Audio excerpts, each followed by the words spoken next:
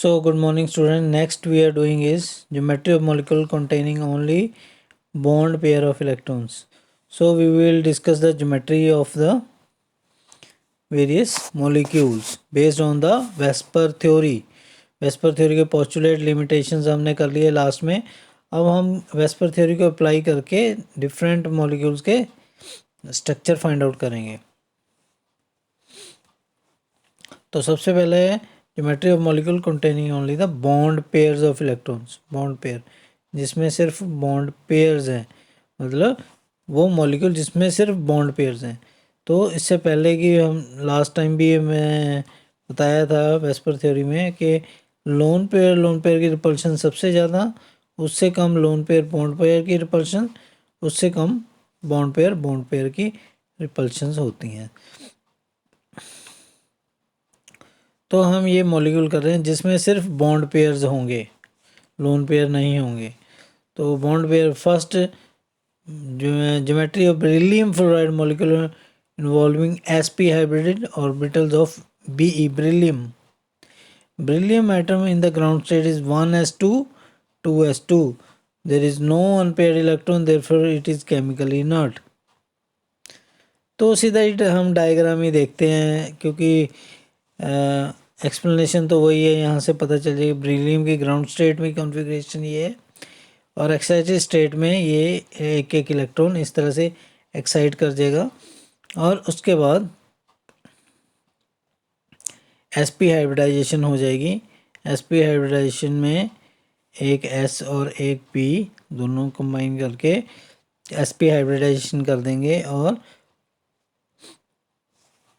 ये जो singly field थे इलेक्ट्रॉन यहाँ से यहाँ पे फ्लोरीन एक एक इलेक्ट्रॉन दे देगा. एक फ्लोरीन पहले वाला, दूसरा फ्लोरीन दूसरे वाला शेयर कर लेंगे आपस में और BF2 ज्योमेट्री बना देंगे. BeF2 180 डिग्री की इसमें एंगल हो जाएगा क्योंकि दोनों दूर, सबसे दूर रहना, अपोजिट डायरेक्शन में चले जाएंगे तो रिपल्शंस मिनिमम हो जाएंगी. तो ये सबसे सिंपल डायग्राम था BeF2 का. ऐसे ही इसके अदर एग्जांपल्स हैं BeCl2, ZnCl2, HgCl2. These molecules have the similar geometry. Next is the geometry of boron fluoride molecule involving sp2 hybridization of B atom. The electron configuration of boron is 1s2 2s2 2p1. It has only one unpaired electron, can be only one covalent bond.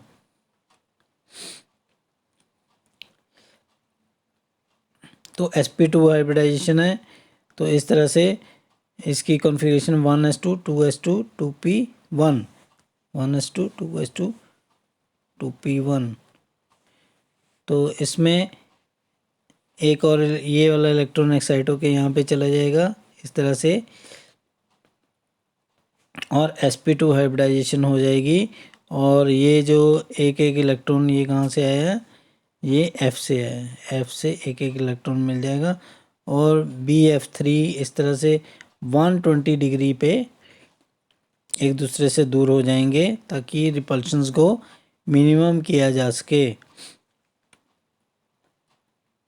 तो ये इसकी shape है. और इसके इस तरह के examples और हैं BH3, BCl3. These have the similar geometry. Next is the geometry of methane molecule. Methane molecule तो +1 से पढ़ते आ रहे हैं. sp3 hybridise of carbon. ये तो सबसे इजी है, सबसे सिंपल है.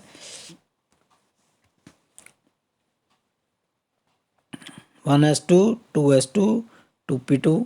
ये कार्बन की ग्राउंड स्टेट है, ये एक्साइटेड स्टेट है. 1s2 2s1 2p3 ये एक्साइटेड स्टेट हो गई. और एक एक जो इलेक्ट्रॉन आया है ये हाइड्रोजन से आ गया. और इसके जो ज्योमेट्री बन गई, टेट्राहेड्रल ज्योमेट्री बन गई. इसमें 109 डिग्री 109.5 109.5 डिग्री पे एंगल बन गया, टेट्राहेड्रल ज्योमेट्री बन गई. CCl4 Si F4 have the similar geometry. Next is the geometry of phosphorus pentafluoride molecule involving sp3d hybrid orbital of p atom.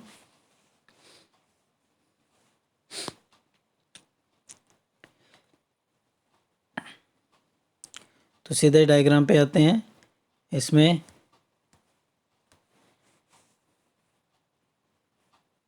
(3s2 3p3), ठीक है. This is the ground state phosphorus and excited state में ये वाला electron यहाँ पे चला गया तो 3s1 3p3 3d1 इस तरह से हो गया. और एक एक इलेक्ट्रॉन फ्लोरीन से आ गया और हाइब्रिडाइजेशन होगी sp3d. तो इस तरह से 5 फॉस्फोरस के पास 5 बॉन्ड बनेंगे. 3 बॉन्ड pf3 के सेंटर में ट्रायंगल की तरह रहेंगे, 120 डिग्री का एंगल होगा. और 2 इनको कहते हैं एक्सियल एटम्स, एक्सियल बॉन्ड्स, ये वाले फ्लोरीन. इनका प्लेन जो होगा इसके 90 डिग्री पे होगा, 90 डिग्री ऊपर 90 डिग्री नीचे. तो इस तरह से ये ज्योमेट्री बनेगी. इसको हम बोलते हैं trigonal bipyramidal, trigonal bipyramidal geometry. और हाइब्रिडाइजेशन है sp3d. तो जो एंगल ट्रायंगल में है ये जो 120 एंगल पे, these are called equatorial bonds. और जो 90 डिग्री पे हैं उनको बोलेंगे axial bonds. These are called trigonal bipyramidal geometry. तो इसमें एक और ख़ास बात ध्यान रखने वाली ये है कि इसमें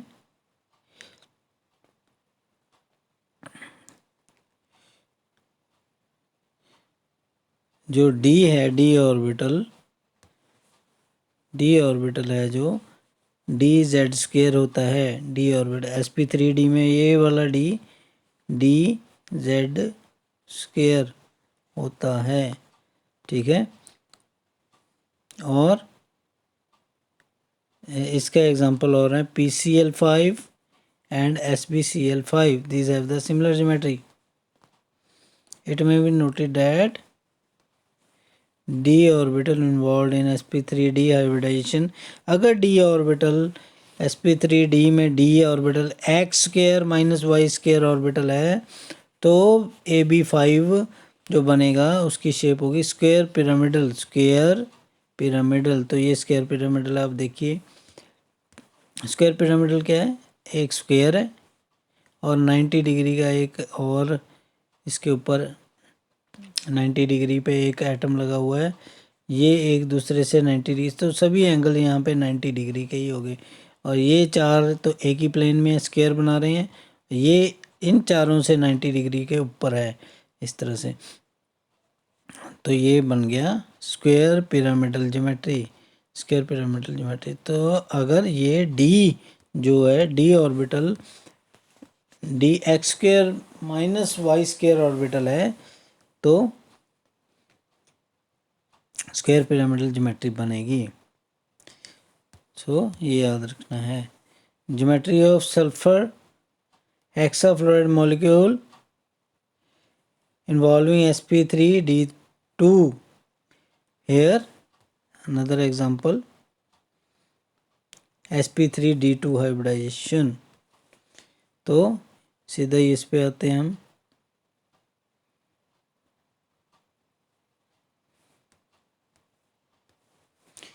ये सल्फर का ग्राउंड स्टेट है 3s2 3p4 और ये 2 इलेक्ट्रॉन एक्साइट होके यहाँ पे जा सकते हैं. तो ये बनेगा 3s1 3p3 3d2.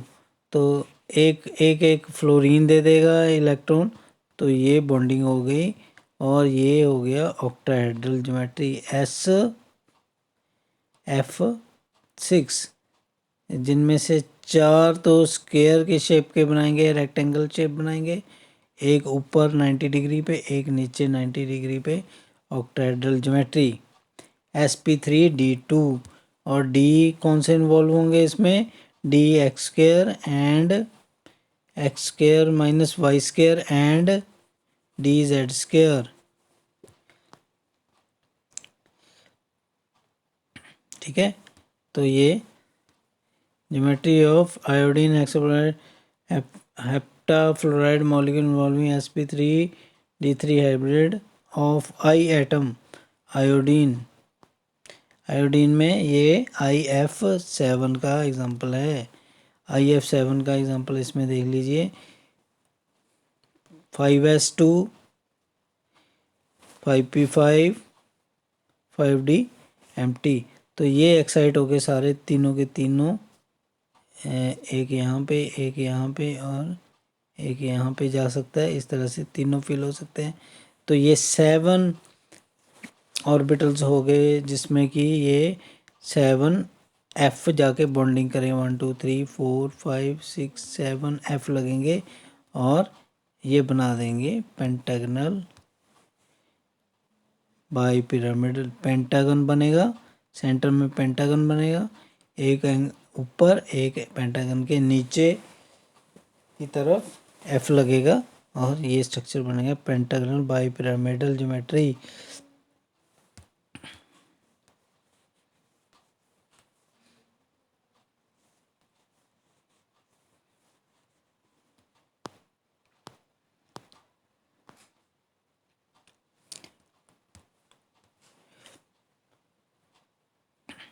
SP, तो ये एग्जांपल हैं geometry of covalent bond having different type of hybrid orbital of the central atom.